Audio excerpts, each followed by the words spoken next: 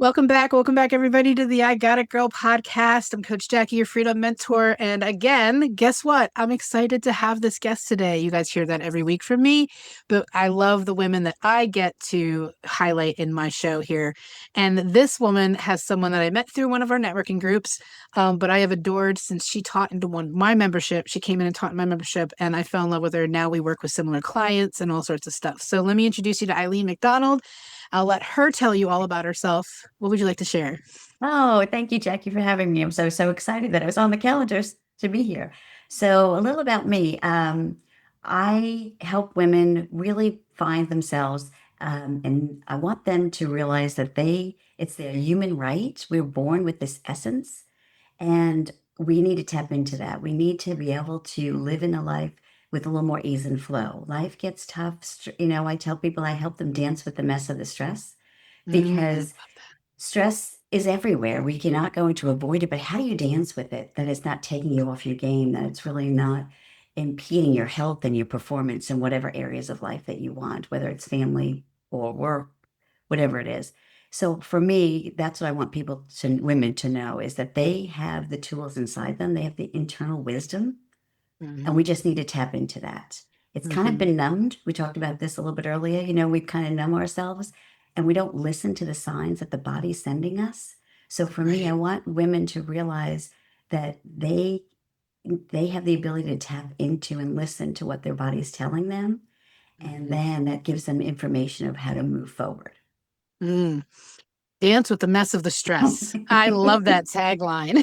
I say you get to have peace amongst the chaos is mine. Okay. Because the reality of life is that life is going to life. Things are going to happen, but Mhm. it's really the work that you do really helps people actually like live life even when there's pain, live life Yes. when there's stress or chaos, stuff like that. So I love that. And she's you're in Texas, right? For Yes. those who are okay, excellent. Yes. I have to remember all these people that I'm where everyone's from. Um and so the the there was something you said that I can't remember. That's okay. We'll get back to it. Yeah. It'll come up again. So the I Gotta Go podcast is all about the woman who really lived a life from most likely control, survival, and like that fear grip, that death grip of fear and control. And I know that that was me when I was 7. I started to learn how to cook and clean and do my laundry and stuff because mom died when I was 5. Dad was running a construction company. So I really like if I wanted to eat, and my siblings were all older too. I come from a big family, so you'd think, oh, you're kid. No, we were like I was the baby, right? And so I really had to learn how to be this fierce, independent woman, which served me greatly for a large portion of my life until I realized I was missing out on some things and realized that I didn't have to be in such control. I could let go and move from surviving to thriving, move from control to freedom, move from fear to love. And and I didn't realize how much that death grip on control was holding me Mhm. back from fully loving another or letting another love me. And there's a lot of Yeah. episodes where I touch on my relationship and how that has helped me, how this letting go of the I got a girl. Now, don't get me wrong. Let me rephrase that. The got a girl's still here. Like we Hmm. don't lose the pieces that like serve us, but she also gets to live life fully, like you said, like you Yes. described. So when I Yes. describe that, what personally have you gone through in your life where you were like the I got it girl, and at some point you were like, I gotta let go? Some people say let go, let God, let the Yes. universe. What comes up for you? So for me, I'm the oldest of three, but I'm the only girl. And Mm, so, strong mom, strong grandmother. She lived with us. We had, three strong women in the house. So I had to have a voice, right?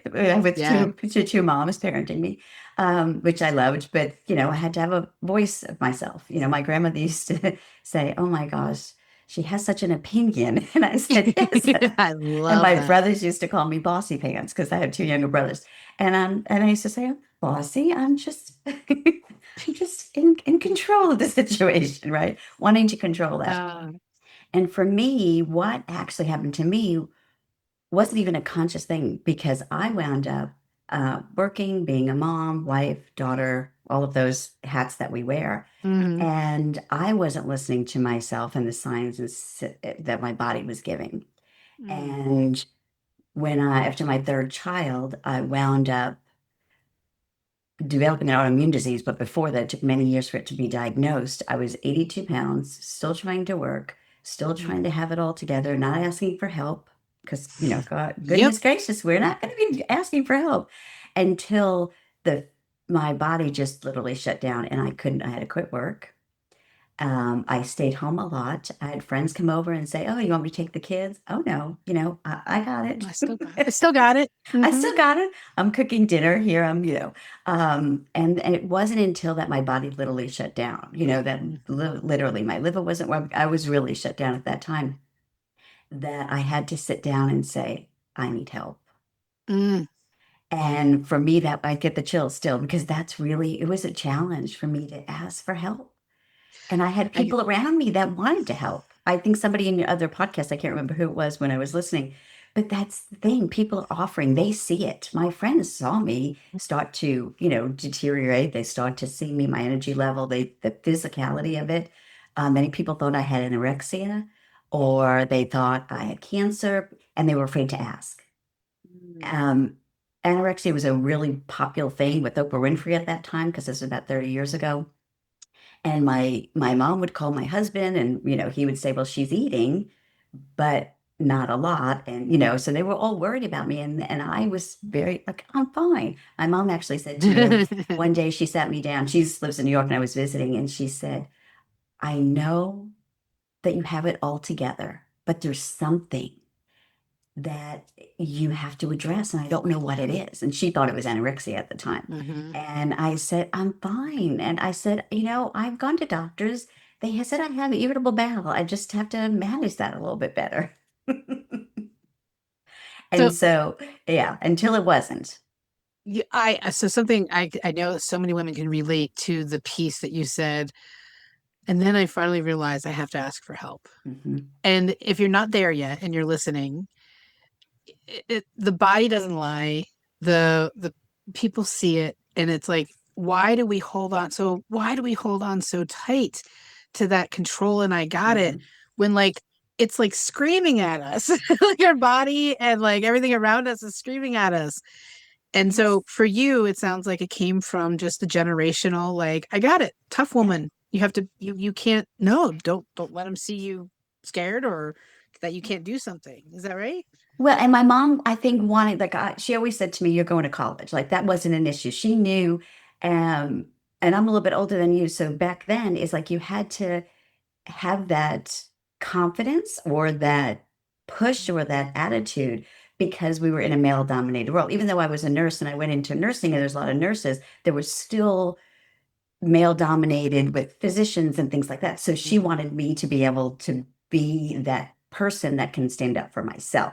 I love that. And Yes. so that was a positive thing until, just like anything else, too much of anything is is Right, not good for you, right. right?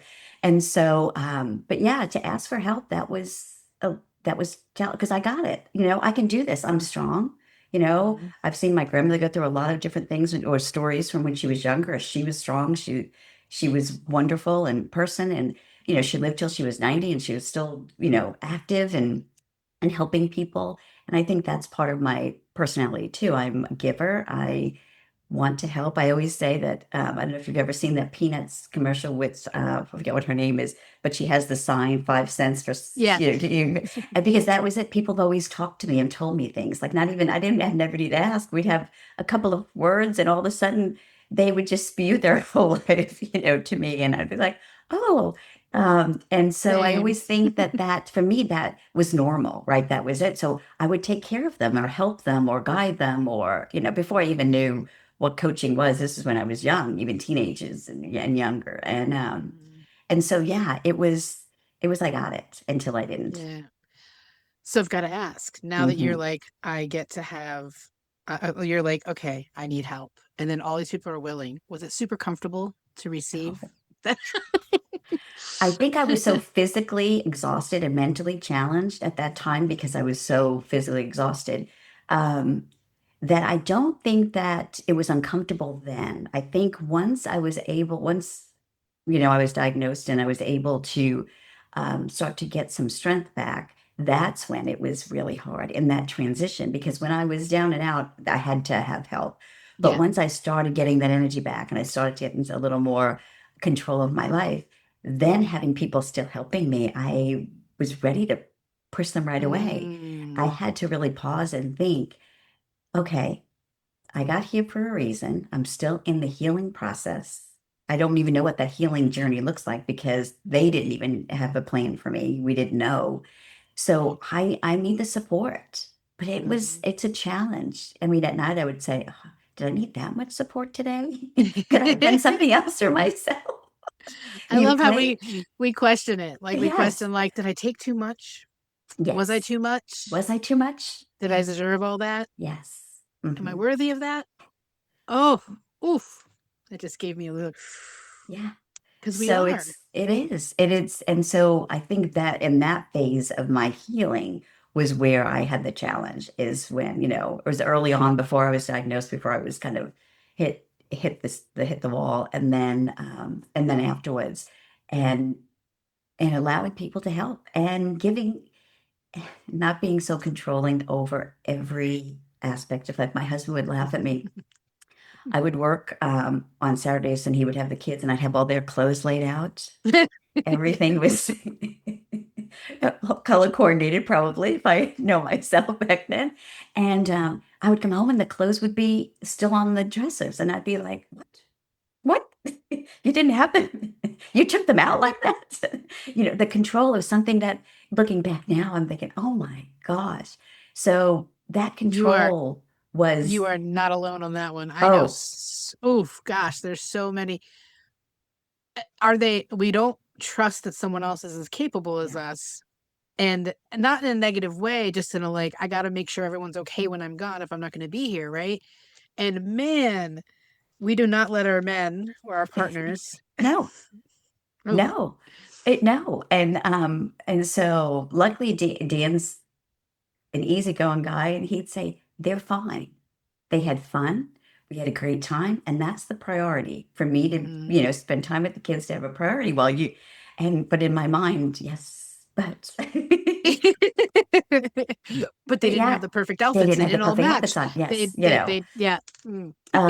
And, three boys. Yeah. So it's, so letting go. And that's one of the things I think I learned early through the process, and it's a work in progress, is what you can control and what you can't control. I Hmm. really had to focus on that because from my journey, what I was I worked in the PICU, which is the pediatric intensive care unit. Then I worked in recovery, so everything had to be perfect because if Hmm. you messed up, somebody could die. So I lived that every day. So why wouldn't things want to be perfect everywhere in my life, right? Because that's Hmm. just the expectation. Because if you lose control, what's going to happen? And so I think for me, when leaving that environment was helpful too, because that helped rewire our brains in that sense of what. But what I did the deep dive for was wanting to understand what I can control, what I can't control, and then the next step was, why did I develop an autoimmune disease? I had the attitude is, what did I do to allow my body to eat itself? I mean, Hmm. what was it? And so it took me a while to say I didn't do anything. It was my Hmm. body giving me signals that something was imbalanced, something was not. And that's when I took the deep dive into understanding how emotions affect our physiology. I Hmm. didn't know that as a nurse. I mean, we didn't really go into emotions. We had a Right. class in psychology or whatever. And so that was then the route that I took in really trying to help people understand the emotional component to illness and the emotional component to understand that we have to process our emotions because if not, they get stuck in our body. And for me at that point, there was a lot of guilt, a little grief, a little of just about everything. There was a couple of things that I had to look at Hmm. in that mirror and say, okay, what are you going to do about this now? Because you don't want to develop another one. Because if you have one Hmm. autoimmune disease, it's likely you'll get another. I think it's 80% chance of getting another one. And that's when I went into understanding how stress, navigates the nervous system. But it was a journey. Still a journey, Yeah. but it was a journey to really look in that mirror and say, okay, what? And you say it too, it's radical responsibility. Once I was Hmm. healed and I was feeling better a couple of years into it, what is my responsibility for this? Where can Mm, I take the responsibility and what do I need to change in my life in order for me to move forward? mm. Okay, so a couple things. I love what you can control and what you can't control. Like that is huge lesson that I teach people as well as Hmm. myself. Like as simple as like when your partner doesn't do the dishes when you want them Oh, to do them yes. versus like them Absolutely. sitting in the sink all day and you're going Yes. and they said, "No, I got it, don't worry." And Hmm. you're like, "But when? But But when?" when? so so from Yes. that to like most of the anxiety and stress that you speak about, we create by having the need to or having expectations on other people. Yes. And Oh, it's like we can't control that. So now we're creating useless anxiety, like and emotions and stuff like that. And it's like, so that really helped me. I was never really like a externally emotional, but what happened is the bulimia side for me that I've talked about in a couple mm, episodes, that held that helped me manage the emotions so that I wouldn't have to yes. bother anybody. Like, Yes. loneliness and sadness and all that was like through the binging. And then like the Mm. purging came from like, I'm angry, I'm frustrated, and I don't want to burden anybody. So let me just let it out. And then I'm like, happy Jackie all the Yes, time. exactly. And when I learned that, I was like, oh, and that's another thing. Side note, I just had a conversation before this recording, and we were talking about how we get labeled so quickly in society. Like Mhm. you are depressed. Okay. Are someone with anxiety. You are Mhm. someone with like you are a bulimic. Like, do not title me that. Like, I No, knew that way back in the day before all this work that we've done, where I was like, I know I'm not that, but I don't know why I do it.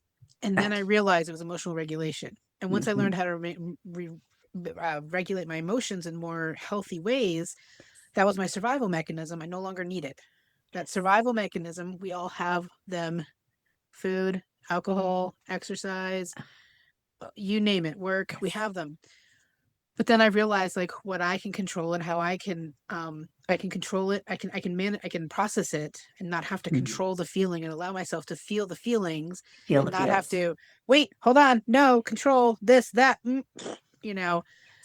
So when you got to that point and you started healing the autoimmune disease and started healing, like, is you mentioned that that led you into helping other people with this. So you were Mhm. the client first with all of the stuff that you're doing Yes. now. But you went through all of that first. Is that Mhm. what led you to leave nursing and everything and go into your Mhm. own business? Yes.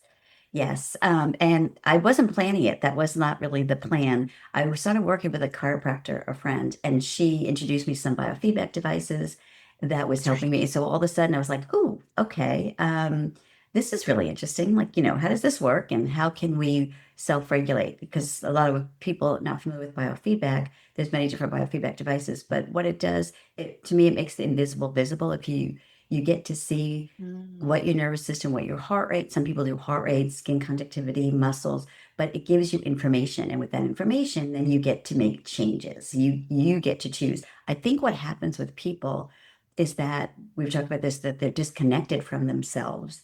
So they don't feel even muscle tension. I'm just going to use that as a simple, example until the end of the day. And then all of a sudden the tension is so intense that they have a headache when they get home because their muscles been so tense. When you start to connect to the body, you start to feel those muscles tense sooner so you can release them sooner. So it's not at the end of the day where everything's all crunched up and you have the headache and you don't want to deal with anybody at home. You're able to release that little by little. And that's mm. what I learned when because we all have stress, right? I mean, that's just one of those things.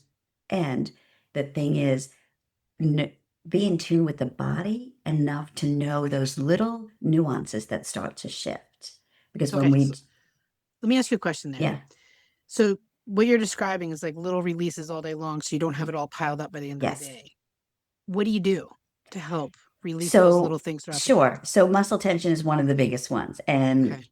I don't know if we'll address this or not, but I do a lot with breath work. One of the issues with breath work is that people use their muscles, their jaw muscles and their shoulders to breathe. They don't use their diaphragm and their what they call accessory muscles to breathe because they've learned that. So all of a sudden you'll see people sometimes inhale and their shoulders go up and exhale, their shoulders go down, right? So for Mhm. anybody, set a timer once an hour, roll your shoulders back, roll your shoulders forward, shake your arms out, crunch your face, release the jaw, like tighten every muscle. Just so you can go from your head to your shoulders. There's many meditations about that too, progressive relaxation, but you don't have to do a whole meditation. It's literally like squeeze your feet, squeeze your thighs, squeeze your butt, like squeeze it and release. Because that's why I tell everybody needs massages. I know some people don't like them, but we don't realize how tense our muscles are until we release them. Mhm. And if our Mhm. body is tense, it's going to send signals to the base, to the brain, that we're in a fear state or where there's Mhm. danger around us. And so, That's and so it's unconsciously done. So just releasing the muscle tension several times a day, those micro movements, you know what? It, it's that has changed a lot of people in and of itself because they realize how tense their shoulders are. good. Mhm. We sit in front of the computer now, or a lot of times we're not ergonomically, correct. I mean, I know, but, depending on where I'm in the house working, sometimes I'm not either. So, but that's one of the things I would have people do is really be able to release their muscle tension. And whether it's shaking their arms out, shaking their head, I mean, whatever it is, move the body because that will give the signal to the brain that, okay, we've got some movement going. We're not in this dangerous space. That is so good because uh, the noise in Mhm. society, in the social media and society and all the videos and like this and that, it it's we have to do so much, but we don't. Like it's not this like you said, you don't. I remember when someone said you're gonna do meditation. I'm like, I am not sitting for 45 minutes with my hands in the air, like when I knew nothing about this stuff, right? Yes. I'm like, no, no, no, I don't do that. I can't do that. And she's like, no, this is my first mentor was like, no, I mean, just go walk Walk. in nature. That's meditation. Move your body. Like, that's Feel meditation. your Like, feet on the ground. yeah, like Feel the be feet on the conscious ground. of, Look around. yes. Yes. And it's not, Yes. so it's not this like, I need to put thousands of dollars into something. I need to have thousands of hours to do it. Like, people like, I don't have time. I'm like, what you just described is literally like in every moment of your day, you could Yes. do a different movement, a different, Yes. if you're watching the YouTube video, you can see us. But if you're listening in, we're like scrunching our shoulders. We're doing it. Shoulders. Yeah. Everything she said, I was doing. And I was like, oh, yeah. And I always noticed that my tongue, like I rest my tongue on the top of my mouth, Yes. like, that's like real tight. Where I'm Uh-huh. like, and I'm like, no, wait, release your tongue, Jackie, release your tongue. Release. I'm like, oh. Yes. Yes. So it's free, guys. It's It's free. free. That's it, and there's, yes, there's so many things that we can do. We don't even realize it. I Mhm. mean, there's that psychological sigh that people do, inhale and then inhale again and then go, and people don't realize that sighing helps regulate the nervous system, Mhm. just that sighing alone. And also, I mean, there's so many things you can take your two fingers and rub around your ears this way. That Mhm. activates your vagus nerve. So if you do just two fingers, you put one finger in front of your ear and the one in the back, and then you just rub them just gently.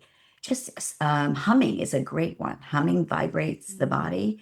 And, so I have people, I'm like, nobody's in your office, hum. Mhm. I love whistling. I don't know if that does Whistling. anything. I don't know. I don't know about I, whistling, yes. But the I'm humming actually really good at it too. vibrates. I can't whistle, so maybe that's why. But yes, Mhm. there are certain things we can do to I would say turn down the dial of the stress, what's happening in the moment. It's not going to make it go away, but then that's when you do, the deeper work. But in those micro moments, you're sending signals to your brain of safety and not of danger. And that's what Mhm. that's to me is really important because we live in a world where there's so much, you said noise, there's so much noise. We're attached to our phones. We're on the computer. I have all my notifications shut off. I don't have notifications on. Same. But people don't do that. When you talk about meditation, I remember years ago when I learned meditation, and I had a beautiful office. It was low light. We had a waterfall. People would walk in and just literally like exhale. They would just walk. And Mhm. I had an amethyst mat. It was heated. And I would have clients go in there for 5 minutes just to kind of decompress before we did our session, kind of thing. And so I started, the woman, my business partner, meditated. And so I said, my brain's too busy. I cannot meditate. I was a heady girl. Like I've had to really learn to apply these techniques because if you would have Mhm. told me 15 years ago that I could sit quietly for 45 minutes I will say with meditation, it's not about emptying your brain. So just to say that, but Yeah. yeah, it's not about that. But I would lay on the bed in this beautiful room and I could last maybe a minute and I'd be popping up. It took me a while to, Mhm. because my body was still in an activated state. Even though I was teaching a lot of this, I was learning how to regulate my own nervous system at the same time. And so it's a process, but you start with something, whatever it is, walking, listening to just beautiful music and just lying down or sitting up or closing your eyes. Just allow the body to get into the rhythm of what that is. And I think that's uncomfortable for people Yeah. because I was trained, you move, move, go, go, Be go, productive. Be be productive. productive. Be responsible. Go be Yes. Don't responsible. be sitting down. That's Stay busy. lazy. That you Yep. don't want to be lazy. Work hard. Right? All the things. So yeah, all the things. My husband used to say, "Can you just sit down for 5 minutes and just sit with me and watch a show?" And I'm like, you know how hard that is for me to do. I can do that now. But I mean, I don't know. There was something in me that always had to be in this activated mode and keep going. And it wasn't until I was learning more about myself and more about what I can do and switch that way of thinking, right? We had to switch Mhm. my belief about sitting down is lazy, Yes. meditating, taking time for yourself is okay, Hmm. But it was all those learnings over time that I think has gotten me to where I am, which, my kids will tell you, oh yeah, she's different than she was, when we were younger, and I said, yes, I mean, I admit it, I wanted things a Hmm. certain way. Hmm. But they had seen my growth as they were in their teenage years to see what, how that things shifted. What a great example, too, for them to see how it gets to shift. Hmm. How, like, when we, as women, we tend to think that if we do this work, we're taking time away from, like, and this work, what I mean, like, go for a walk on your own without your kids, Yes. without your dogs, without all the things. And, like, that we think it's selfish, right? Or we think, Yes. no, Oh I yeah. need to, oh, I need to. And in the end, in reality, what we're doing is we're teaching our kids that they can't do Yes. that. And Yes. so, or we, whatever. So the more we take time for self and show that we can live a life that is peaceful and Hmm. calm and healthy, and our kids are watching, like the Yes. kids are witnessing. I didn't have kids myself. I have four step kids, Hmm. as you know, and three grandkids. And my husband, now the kids laugh, like they joke around that I made him soft. And Yes. he's like, okay. At first, when he first heard it, he was like, what? And then over the years, he's like, yeah. He goes, and but they witness their dad now living his life, enjoying his life, Mhm. and as much as we're not right next to them or near them, we make time for them, but like he doesn't sacrifice his own life for Yeah. them. And then he's also so like relaxed in receiving stuff from them. Yes. He doesn't have this like intense reaction to what it is, Yes. that it should be da, da, da, da. And they're like, you're not mad at me? And he's like, no. He's like, I'm listening to you. They're like, Yes. what? Yes. So, but you know what that came from? That came from me doing it. It came Yes. from me doing it around him for Yes. myself. He learned from it. He changed. He shifted. Yes. And so when we do these things for ourselves and we take the time and we finally let go of the control and we let things, oh, we let things be a little bit more, um, everybody else around us benefits. And so, Yeah, it's so true. It is so, and that is definitely, yes. And I think you said something, the being, right? That's something allowing, because I was a doer, like do, yes, do, do, do, absolutely. do, do. And that being into the being state. My husband was always more of a being state. He he meditates now, but he wasn't meditating, but he did his own form of meditation. Looking back, like he really did. Mhm. And so yeah, he can I never, like, I never shut off my brain. I just kept going. I was doing, doing, doing. That was what, somebody recently said, don't you remember, you people would say, sleep is for when you're dead. You don't Yeah. sleep, and I'm like, wait a minute, now it's like that's really important to me. I make Hmm. sure, years ago I get 4 or 5 hours of sleep. Now I don't. Like I am able to do that. So it's really, I think when we can be our best selves, and that's not perfect, it's our just how can we show up as our true self, authentic Mhm. self, in true honor of ourselves, then it's reflected to other people, and they Mhm. feel that, they sense that, you know, and it's so important because I think that's the ripple effect that you and I both want the world to actually start to transmit, is that when we can be centered and not get caught up in all of this stuff, Mhm. judgment, you know, all of those things, the shoulds in life, how can we be more centered and grounded and truly be aligned with ourselves, which that's a whole Mhm. other topic, alignment. But if we can truly, you know, attempt and be there as much as we possibly can, that ripples and ripples, and then it goes to our families, it goes out there, you know, out to, I think that's where change happens. Like that's where global change happens, just with us starting. Yes. Mm. Well, on that note, that was a beautiful way to kind of, wrap this, all the stuff, the beautiful stuff, your story, what you do for the world. And so, if people want to stay in your world and stay in touch with you and be involved in some of your stuff or explore, how do they do that? So my website's eileenmcdonald.com. I usually have that. And then I'm on LinkedIn, Facebook, and Instagram, all Eileen Mullins, MULLINS.com. Or Eileen Mullins McDonald is that for the social media platforms. And you'll have that at the We'll, bottom. Yeah. yeah, And we'll have all so, those down yeah, below. yes, I've been a little more active on social media. So yes, so yeah, reach out to me. And if you have any questions, please feel free. I always love connecting. I do have one more question for you. Oh, sure. So, if there's one thing that you think that of everything we talked about that you want them to walk away with and never forget, because, sometimes we're listening for 30 minutes and we just Sure. kind of, we're on a walk or phasing.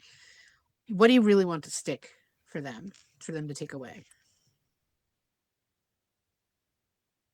I want them to know that they have control. We talk about not having control, but having control over the outcome, that they don't have to get caught up in the stress, that they can pause, they Mm-hmm. can take space, create a space for them to be intentional in their day. How can they be more intentional in their actions? Because I think when we give ourselves permission to pause and we look at situations, we get to look at situations differently and get Mm-hmm. different perspectives. And so for me, when we're stressed out and overwhelmed, we have one perspective. So Mm-hmm. pause, breathe, and look at what other aspects are there, because I think that's really important for people to give themselves permission to do that. I love that. And it's very in line. Like I talk about this acronym PAR that I created for myself during that 2024 year that was very, very adverse. And it's the pause, it's Hmm. assess, it's respond instead of react, because Yes. we automatically want to react. And what I love is that there's always something in when we take that pause, there's always something, a gift or something we could receive from it. And there's something we need to release from the situation. Yes. Because when we release it, to your point, we pause, shake the muscles, Mhm. breathe. We're releasing what we don't have to hold on to all day long. Like what that other person said or how that boss of ours Mhm. responded to a situation. I mean reacted to a situation.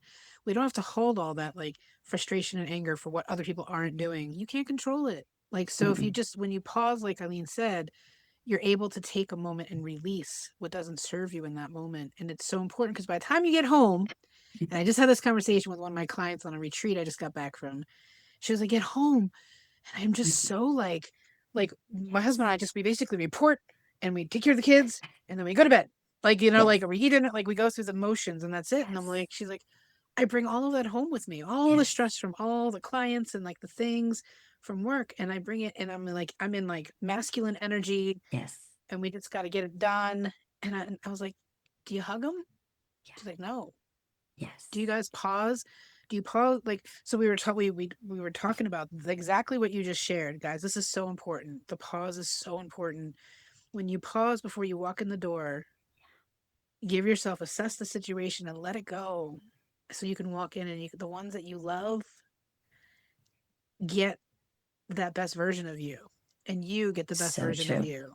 So true. You know, there's a client I used to have. I do mostly women now, but I worked with executives for many years, and so he started practicing not being on the phone from his office to his home because he was always on a business call, Mm-hmm, even mm-hmm. after. Sat in the driveway, did some breathing techniques, and walked in without his cell phone because he would be walking in the house with his cell Yes. phone. People would greet him, and he'd go, like, wait a minute. And in Yeah. that moment, when you get home and kids greet you, spouse greets you, whoever, significant, whatever it is, and you tell them to hold on a minute. Now, sometimes, you don't have, but if you can be intentional about that, it's and Mm, saying, okay, I'm walking in to this part. I need to put it in a box and leave it yeah. outside, like do a visualization of some sort, because you are, or take some time, take an extra lap around listen to some music, take an extra lap or in the car if you need to, if you work away from home. But how do you transition? That's so important. So Years important. ago, we used to say, this is the biggest visual aid. This is the event and this is your reaction. Okay, So so if you finger to finger. finger to finger, so just like, yeah, you may. So if this is the event and you respond that quickly, you're going to be overactive. But how much space are you giving between the event and your reaction? Mm, mm, And that's the pause. That's the yeah. space that we have to allow ourselves. And we all have our fingers, so we can remind ourselves that we need a Yes. little bit of Yes. a pause, a space between that. But yeah, we do some things, and this automatically, and therefore we need to start having that intentionality about our the way we interact with everyone, ourselves and others. So good. We could probably talk for I know. hours, but I do need to close out this episode. Darn it. Ah, Because seriously, I could sit there and go, okay, and that brings in more love into your life. That brings in yes, more it like does. just happiness and Joy. joy and connection with your family. And when people ask like what I do, and I'm like, that's it. Like I'm Yes. helping, like I want you to experience life to the fullest, and we fit the money, success, and all that stuff into it. But the life to the fullest with the people that you love and yourself and your higher power and all of that, that's the most important thing. Because when Mhm. we die, the little, like, what is that whole thing, like the dash, people are gonna be like, well, Yes. she was a hard worker. Well, She never great, took a day off. never took a day off ever. I'm like, I don't want to be known as that. No. I want to be known as the person who like really connected with you, really made it like we like that I shared love with another, that I, like I just, yeah. So, okay. Yes. Now we're going to wrap it up. So, Thank you thank very you. much. You're welcome. Thank you for being here. It's always a pleasure, and I'm so glad we got to do this. And guys, don't forget, if you're listening to this and this hits home, and you, either whether for you or someone you know, please share this episode so they can hear just some of these simple nuggets. I mean, it's powerful but simple nuggets that Mhm, Eileen shared are so important in life, because our bodies, and like, we are, the dis-ease in our body is created from this stress. And you heard her story, from the stress and the stuff that we carry that we can't even control half the time. So mhm. why? So listen, take note, share with others, follow, subscribe, all the things, and I'll see you next time on the next episode of the I Got a Girl podcast. Thank you so much for spending your time with us.